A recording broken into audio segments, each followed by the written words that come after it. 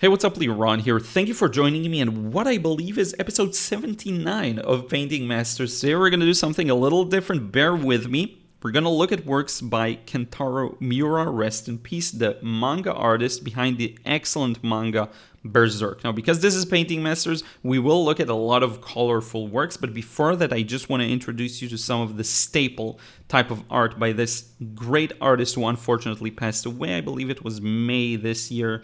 Was really, really sad. So many tributes were done for him because he was just, he built an incredible world, incredible story, incredible characters. Now, before we move on, I do want to give a bit of a warning, right? His style and the story is more violent, and it's, it's not what I usually show here. So it's very different. I filtered it out, so it's not going to be anything too extreme. If you read Berserk, you know, and that warning doesn't mean anything to you, but there is a bit of violence. So just know, a bit of violence, very light gore. If you don't like that, you can skip this one and catch me on the next Painting Masters episode. But if you are, let's move on. So this is the main character, Guts, from the manga. And what I will say right out the gate about Kentaro Miura's art is not only was he a master of drawing people and drawing different details like this fantastic armor and knives and weapons and scenes, we're going to see a lot of scenes soon. Not only was he a master of all of these individual subjects, he was also a master of composition. And he really took care to make this not only a narrative masterpiece, but also an artistic masterpiece, which is, by the way, the reason why the release of the chapters was very uneven, sometimes infrequent, because he took so much care in the art, which is visible here. So this is a great example. One thing we don't talk nearly enough about, and don't worry, we'll get to some paint work soon, but one thing we don't talk nearly enough about is angles. And the way you compose the painting or sketch is not only about, what you draw and the light and shadow and all of that. There's also the angle that dictates the feel of the scene. And here you see a low angle showing this creature flying through the sky and the people so low down there in the right corner looking at him, and the way he framed it with all of the creepy tree branches and the movement, the way he captures that movement, the angle plays a very important role here, and that's a nice reminder for us. You can actually, if you're taking your own photos, you can walk around the subject and find a unique or interesting angle that better tells the story, right? And even if you use photos by others, you can still play around with the angle. If you build a good enough of an understanding of three-dimensionality, you can change some things around, right? Not just the crop, but also the angle from which you paint, which is an interesting thing. Again, I don't talk about this nearly enough, but this is an example of a beautiful, this is a 2-page spread. You open the book and you actually look at this as a 2-page spread. The way he constructs his panels is brilliant. We're not going to get too much into that, but I just want to show you. Here's a great example of using chiaroscuro, right? So a lot of the page is just black, and there's a little fire there in the bottom right corner, and you'll notice the composition, and if you've been reading some manga, you know how unique this is, because he really tries to tell a story with every panel. Everything is super interesting. Everything is really dynamic. Even panels that are static are dynamic. So this was approached like a painting. Again, most of it is really black. All the top left section is just fully black, and that really pulls you into the horror that goes on there in the middle, right? This is pretty much the most horror-like, I think, one will look at. But I did want to give you a fair warning. This is another great example. A battle scene. Battle and action scenes are the top problematic things I see in manga, because, a lot of manga artists are great, but it's so easy to draw something that's confusing, that's not clear enough. And he was really able to, what's going on. You know exactly what's going on. You know the motion behind things. You notice when someone moves in for an attack. You notice a dodge. He was a genius in portraying these things with all the details, with all the information. And by the way, looking at this in a video where the picture is smaller too doesn't do it enough justice. I highly recommend you check out his work, but just be careful, because a lot of it is pretty violent again. Here's another great example, right? Composition. Everything is, what the focal point is. You have Guts, the main character, and he's closer to us, and everything leads you into this black thing there, which you don't know what it is if you haven't read. But yeah, and this everything in the background, like all of these faces, just a fascinating way of arranging the different elements. Let's move on real quick. This is a battle scene, the beginning of a battle. Very, again, beautiful background. You can see a bit of a medieval city architecture style there.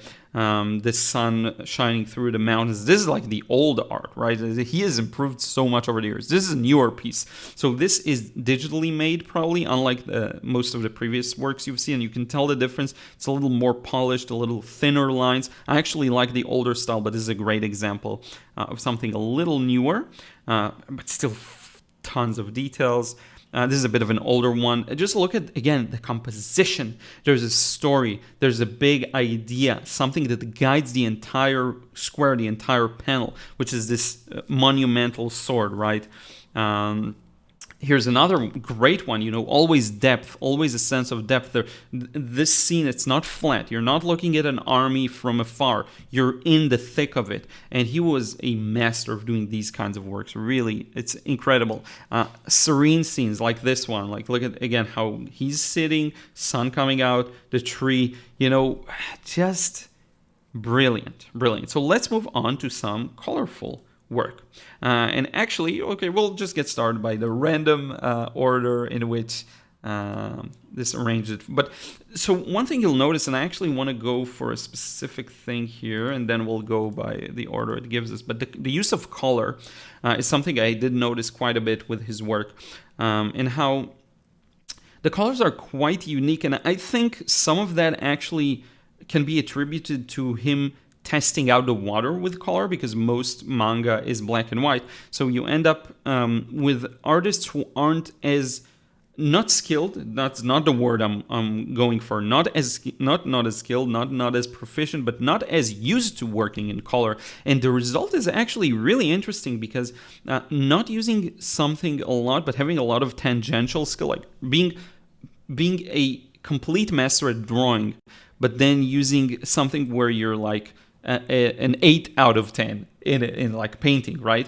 Or not having as much experience under your belt with specifically paint produces very interesting results to me, especially along the beginning of his career. And again, as a small caveat to what I said, right, I think he's super skilled with painting. But when you compare it to the monumental skill he had in drawing and sketching, there is a gap there. So it's a very interesting testing ground, right, for different styles, different uniquenesses. So this is a great example of that. Very unusual colors, very jarring colors even, but they tell the story really well. And this is the color cover of the first volume. So the chapters go on a monthly basis or something like that. Then they arrange them into a book you can buy that has maybe 3, 4, 10 chapters in them. So this is a great look into the more colorful aspect of it. Again, great control of light and shadow, reflected light, all of that. I'm really not going to critique any of these works because they're really amazing. It's going to be all about appreciating them. Here's another one. Again, dominant colors that help tell the story. And this is a very manga style thing, to compose a lot of elements together. It's something that happens quite a bit, bringing in characters in a more abstract manner, not necessarily, the person's not there physically behind them. Guts is not there physically behind Griffith in this example.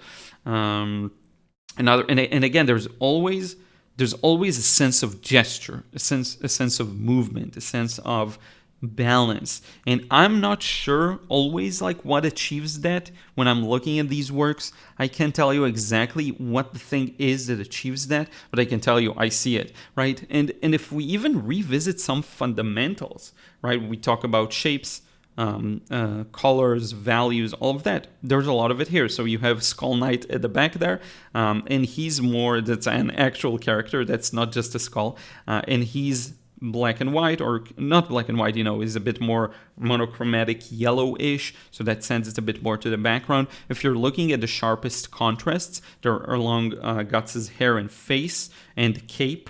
They're more at the front, whereas the shadows on the back are a little lighter. You get the very punchy red, very staple of Berserk, as opposed to, again, the more muted yellows in the back. So you have a lot of thought devoted to the fundamentals of how you construct your shapes, how you construct your colors, how you construct your values, and then the way they're placed together. Notice it's not really the thirds rule, but it is off-center in a way that's very satisfying. So the dead center of this cover is between Guts and Skull Knight, somewhere to the right of Guts' face, to our left but to his right, and then between the maybe face teeth area of Skull Knight, and that's a very satisfying composition for me. So you have the page, and then you put things a bit off center so that the center is right between them. That's something really beautiful and fun to achieve. And there's a diagonal relations between them, so Guts' head and then Skull Knight is behind. It's really easy to just look at this and say, yeah, he's really skilled, or of course he's really talented, because it's a lot of skill, not talent necessarily. But it's very easy to dismiss and say he's really skilled without understanding how much in practicality goes into producing such a result. You know, it's more than just practicing drawing and painting. There's a lot of thought and care that goes into that. Here's another one, a little more horror-like scene. Again, composition, telling the story. Look at this, the rounded shape. Even if you look at this in a more narrative way, and you don't know the story if you haven't read it again, but like there's the egg, and then this thing coming out of the egg, and the egg is rounded, but it's still ripped in a sharp way, and you can see all of the sharpness of the wings of that character. That tells you something without even knowing anything about the story, right? That makes you think. What is this character? What's going on here?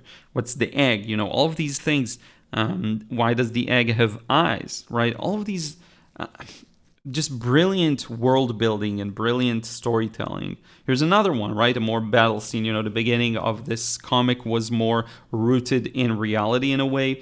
It was more about, you know, battles, medieval battles and military stuff and human stuff, of course. But yeah, a great piece. And again, use of colors, very interesting. You know, blues complementing the reds, a bit of yellows in the background. He liked yellows in the background, I can tell from what I'm seeing here. A very epic scene. One very interesting thing to note here. Look at his legs.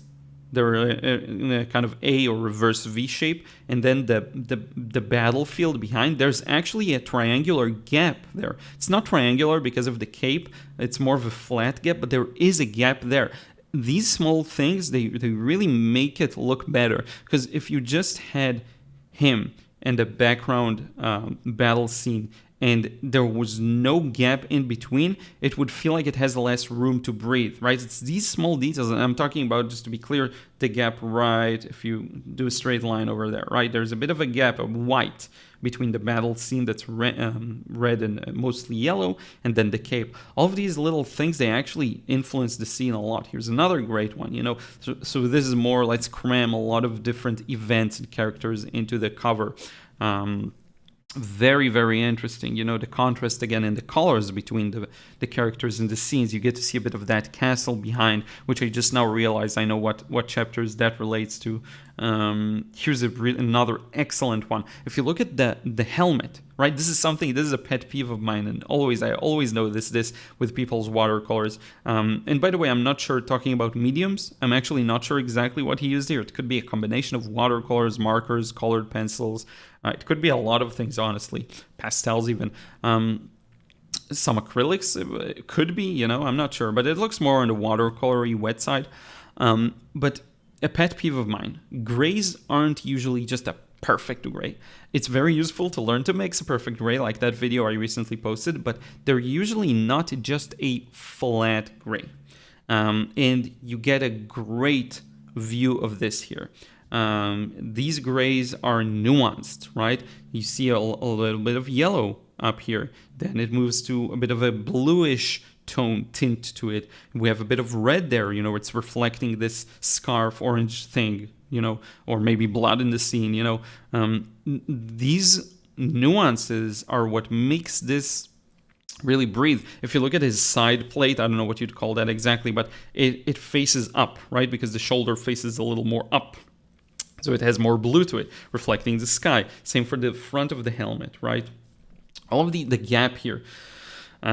Just brilliant way of using shapes, colors, sizes, details, everything, right? And we're back to the first one. I believe we've gone through all of them, if I'm not mistaken. Yeah. So let me find a good staple. Well, we're going to leave it, I think, on the first one, actually. And with that, I think we can conclude this. Kentaro Miura, rest in peace. This was such an adventure, and the adventure continues. Someone else took his place writing the story, and hopefully it will continue to be as good.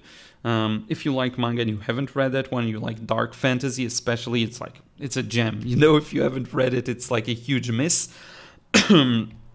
And yeah, I would like to thank Kentaro Miura for this, and I would also like to thank you for watching this video, and I would like to thank everyone who supports me on Patreon. I'm actually going to move this because I don't want to obstruct this beautiful piece of art, as the names of the people who supported me on Patreon run on the screen. I really do appreciate you enabling me and allowing me to do this as my job every single day. It's pretty amazing.